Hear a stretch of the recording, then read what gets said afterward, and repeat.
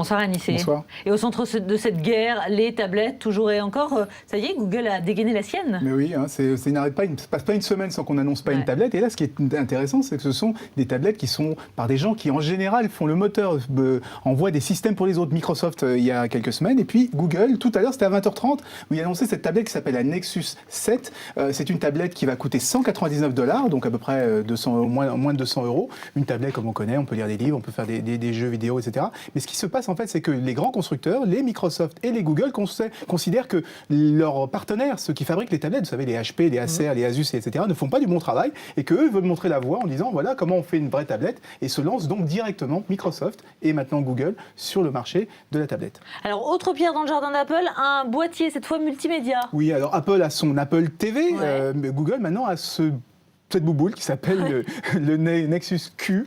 C'est un boîtier qu'on connecte sur sa télévision ou sur ses enceintes et on envoie de la musique sans fil de sa tablette et de son téléphone portable Android, puisque c'est le système concurrent d'Apple. Il y a même un système NFC, ça veut dire qu'on pose son téléphone directement sur la bouboule et elle se connecte automatiquement. C'est beaucoup plus rapide pour appairer.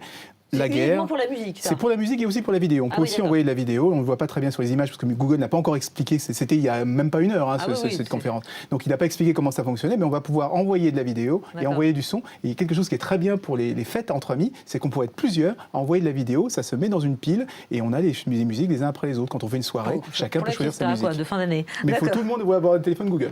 D'accord, voilà, c'est plus compliqué.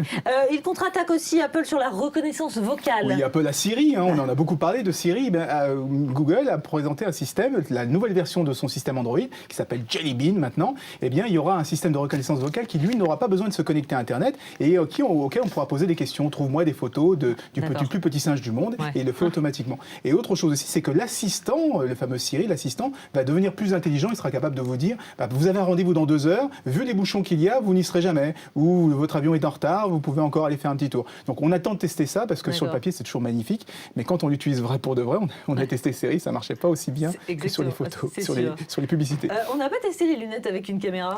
Oui, alors ça, les lunettes avec une caméra, oui, parce que tout le monde attendait un peu Google au tournant. Qu'est-ce que c'est que ce projet de lunettes? Eh bien, c'est Sergey Brin, le cofondateur de Google, qui en personne est venu les présenter. Il les a là sur les images, sur les yeux.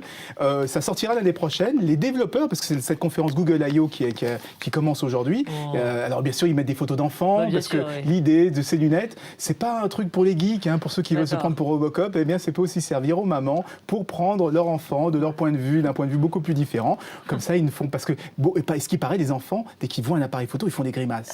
Avec ces lunettes, eh bien, on peut pas. Là, au moins, on aura des jolis sourires. Oui, moi, j'y crois pas, comme ça sera quand même pour les geeks. Bon, vous nous l'apportez, ça aussi. L'année prochaine, on sera là. Merci, Anissé.